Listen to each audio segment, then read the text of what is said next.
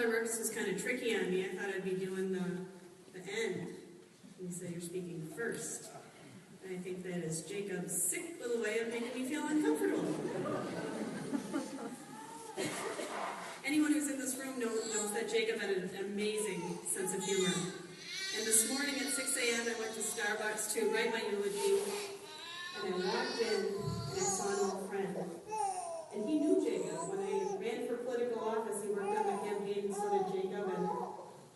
And I sat and talked to him for 2 hours. Needless to say, I didn't get my eulogy written. But again, that was Jacob messing with me. I'm proud to stand here in front of all of you. I know a fraction of who he was, and each of you carries a piece of him with you. I am proud to say that Jacob is and will remain to be my best friend, and I believe he felt the same of me. I am Rochelle, his sister, and one of the 10 children that Joanne and Rachel Clark had. I'm first going to say a few things about his death, and then I'll say a couple things about his life. And the things I say about his life are the things I want you to take with you today. As you may or may not know, on Monday, Jacob took his own life. He had a long, hard battle with depression. And there are 2 things I want to say about that.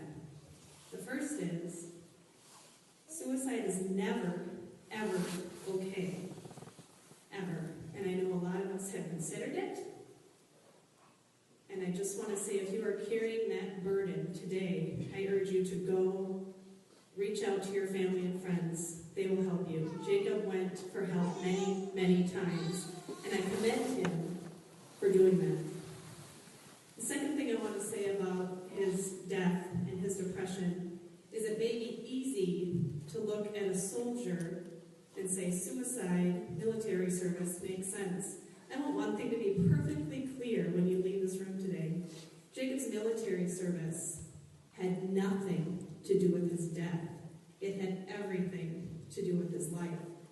Jacob's service in the military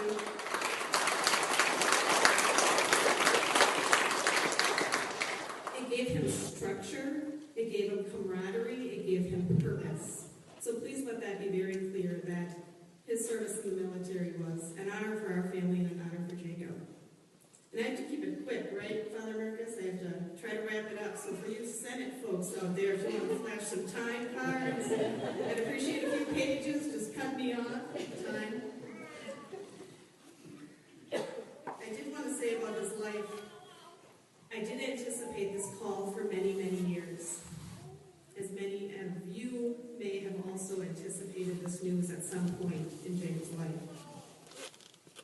But something that comes to mind is the sorrow I felt on Monday when I got that call, the sorrow I feel right now looking at this, is not outweighed by the joy of 33 years of a good life of not getting that call. And that's what I'm going to take with me, his life and his memories. And I urge you all to think about that and your good memories of Jacob as you leave today. My earliest memories of Jacob are happy ones. As you know, he had a very playful spirit. My first memories of him are, we shared a bedroom growing up, and at night we'd have teddy bear wars and throw teddy bears across the bedroom and one another.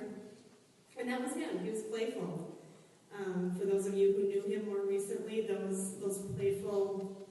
playful spirit manifested itself in insulting banter. If you were friends with Jake, you would have pretty strong shoulders to take his blows, but it was all good fun.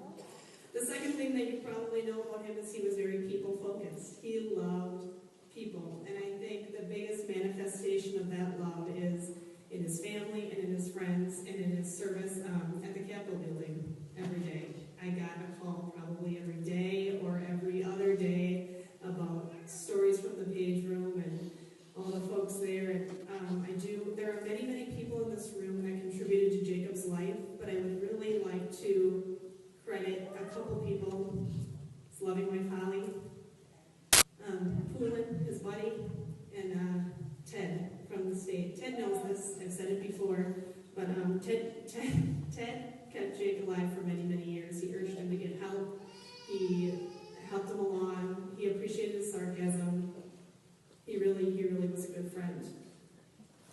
As you know, Jacob's work was important to him. military, and his boys. He's got 3 beautiful boys, Mark, Cyrus, and Lewis. And Cyrus's face just lit up. And that is his legacy. He loved a lot of things. He loved music. He loved the outdoors. He loved antiques. He loved making mischief of all kinds. But those boys are his legacy. So when you leave here today and think, I wish I could have done more, what can I do? I can tell you what you can do. You can take a pen to paper, and you can write your story about what you knew about Jake.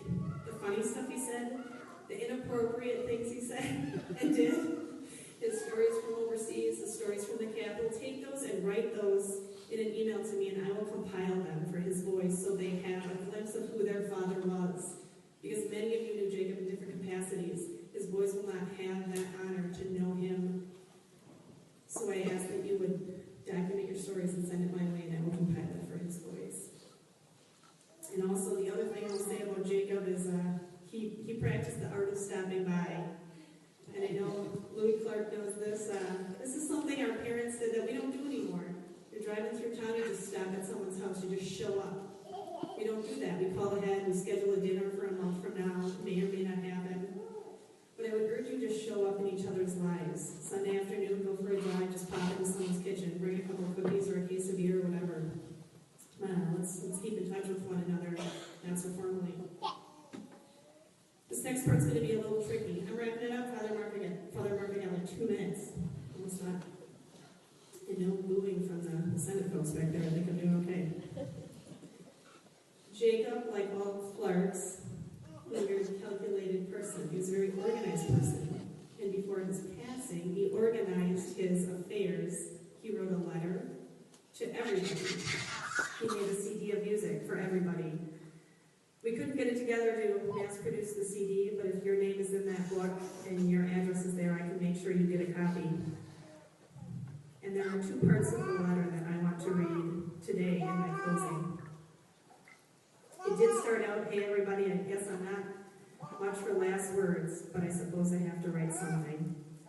Later in the letter he wrote, there are so many people I would like to thank, namely, Mom, my soldiers, my pages, my friends, and my brother Mark. He later closed his letter quoting his wrestling coach and mentor in high school, Damien LaCroix. He said, I close with a message to my boys via Damien LaCroix. Good, better, best. Never stop to rest until your good is better and your better is best. And that's what he leaves for you guys. Thank you for your time today. Thank you for being here. I'll tell you a little more about what's going on after the ceremony in a little bit, but